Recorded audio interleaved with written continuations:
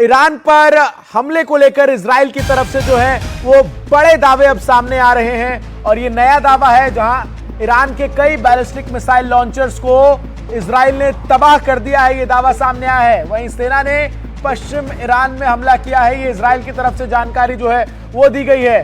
तो इजराइल पर ईरानी हमले को लेकर ये बड़ी खबर आपको बता रहे हैं। इसके बाद कि किस तरीके से दक्षिणी इजराइल में 3 लोगों की मौत हुई है, लेकिन उससे पहले जो है वो एक बड़ी जानकारी ये है कि ईरान के ऊपर हमले को लेकर इजराइल जो है वो कह रहा है कि हमने जो है वो कई बैलिस्टिक मिसाइल लॉन्चर्स जो है तबाह किए। मैं सीधा राजीव रंजन का एक बार फिर से रुख करता हूं। राजीव, साफ तौर पर जो इजराइल का अब तक अटैक प्लान है वो यही नजर आता है कि जहां से हम पर हमले हुए हैं उन सभी को जो है वो तबाह किया जाए और इसीलिए कई बैलिस्टिक मिसाइल लॉन्चर्स को तबाह करने का दावा जो है वो अब इजराइल कर रहा है। बिल्कुल, पिछले 12 दिनों से अगर देखें तो जिस तरह से इजराइल जो है ईरान का जो मिसाइल लॉन्चर सेंटर है, यानी जहां से मिसाइल दागे जाते हैं, ड्रोन जो दागे जाते हैं, उन सारे जो लॉन्चर उसको तबाह एक एक करके कर रहा है।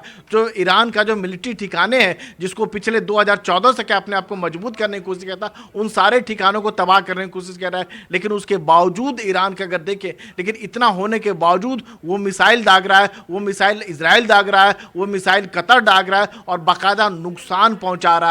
तो इजराइल की कोशिश जरूर है कि ईरान को पूरी तरह से डैमेज करने की, पूरी तरह से कमर तोड़ने की, बर्बाद करने की, लेकिन अभी तक वो कर सकते हैं उतना सफल नहीं हो पाया जितना उसे उम्मीद थी।